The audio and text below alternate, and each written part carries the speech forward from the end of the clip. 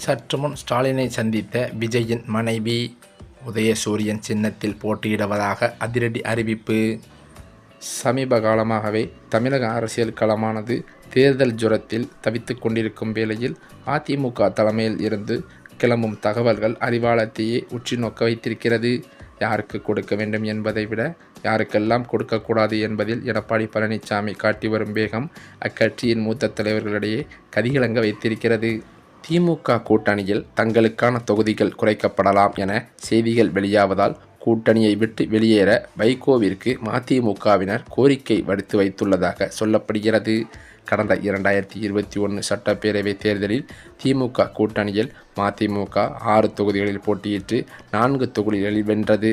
அப்போது தங்களின் பம்பரம் சின்னத்தில் போட்டியிட விருப்பம் தெரிவித்தும் திமுகவின் வற்புறுத்தலால் உதயசூரியன் சின்னத்திலேயே அக்கட்சி போட்டியிட்டது. இந்நிலையில் 2024 மக்களவைத் தேர்தலில் திருச்சி தொகுதியில் துரை வைகோ தனி சின்னத்தில் போட்டியிட்டு வெற்றி பெற்றார். இம்முறை தேர்தல் ஆணையத்தின் அங்கீகாரத்தை மீண்டும் பெற வேண்டும் என்பதற்காக மதிமுகவும் கூடுதல் தொகுதிகளை எதிர்பார்ப்பதுடன் சொந்த சின்னத்தில் போட்டியிடவும் விரும்பி வருகிறது. இந்த நிலையில் கடந்த வாரம் நடந்த தொகுதி பங்கீடு பிரச்சனையில் இது ஒரு முற்றுப்புள்ளி வைப்பதற்கு வைகோ அவர்கள் பேச்சுவார்த்தை நடத்தியுள்ளதாகவும் சொல்லப்படுகிறது. சட்டமன்ற தேர்தலை எதிர்நோக்கி பரபரப்பாக அனல் பறக்க தொடங்கியுள்ளது. இதில் திமுக அதிமுக என பல்முனை போட்டிகள் நிலையூறுவதில் மேலும் புதிதாக உருவாக்கப்பட்ட தமிழக வெற்றிக் கழகமும் முண்டிக் கொண்டிருக்கிறது. இந்த நிலையில் தமிழக வெற்றிக் கழகத்தின் எழுச்சியால் மற்ற கட்சிகளுக்கு தோல்வி பயம் ஏற்பட்டுள்ளதாக செங்கோட்டையன் சமீபத்தில் கூறியிருப்பது பேசும் பொருளாகி இருக்கிறது. 2026 தேர்தலில் 234 தொகுதிகளிலும் வென்று விஜய் முதல்வராவது உறுதி என்று கூறியிருக்கிறாராம்.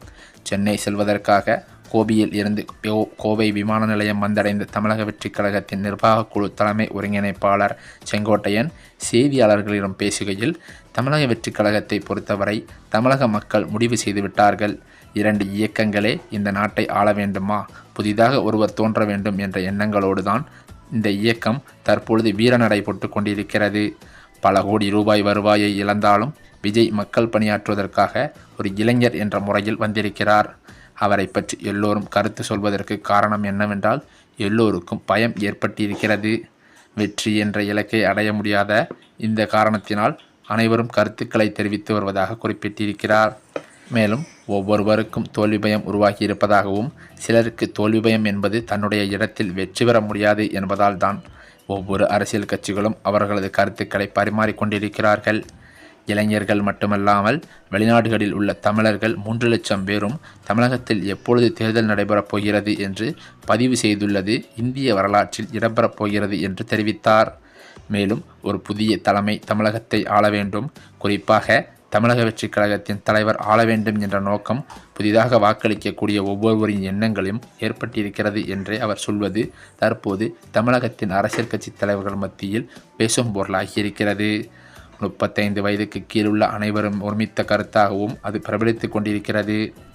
இந்த நிலையில்தான் அதிமுக எதிர்க்கட்சியாக செயல்பட்டு கொண்டிருக்கும் நிலையில் தமிழகத்தில் அதிலிருந்து பல்வேறு முக்கிய தலைவர்கள் மாற்றுக் கட்சிகளுக்கு சென்றிருப்பது அதிமுகவின் தலையில் துண்டை போடும் அளவிற்கு பெரும் படுபாதாளத்தில் அதிமுகவை தள்ளியிருக்கிறது என்று பல பத்திரிகையாளர் வட்டாரங்களில் தகவல்களும் வெளிவந்து கொண்டிருக்கிறது. அதே சமயம் பாஜகவிடம் அதிமுகவை அடகு வைத்து விட்டார் எடப்பாடி பழனிசாமி என அதிமுகவின் முக்கிய அமைச்சர்களே வாதத்தில் ஈடுபட்டுள்ளதாகவும் அதிமுகவின் தலைமைக்கு நெருக்கடி கொடுத்து வருவதாகவுமே தகவல்கள் கசிந்துள்ளது.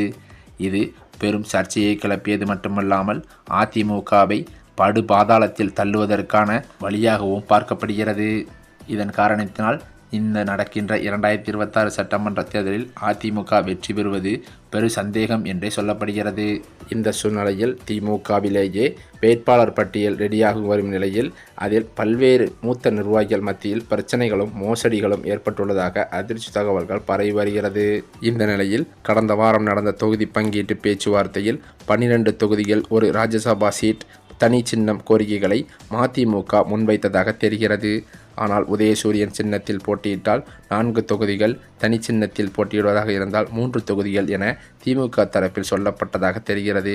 இதை ஏற்க முடியாமல் மதிமுக தொண்டர்கள் கடும் அதிருப்தியில் இருந்து வருவதாகவும், மேலும் இதை ஏற்க முடியாமல் ஒரு சிலர் திமுக கூட்டணியை விட்டு வெளியேற வேண்டும் என்றும் வைகோவிடம் கூறி வருவதாக சொல்லப்படுகிறது.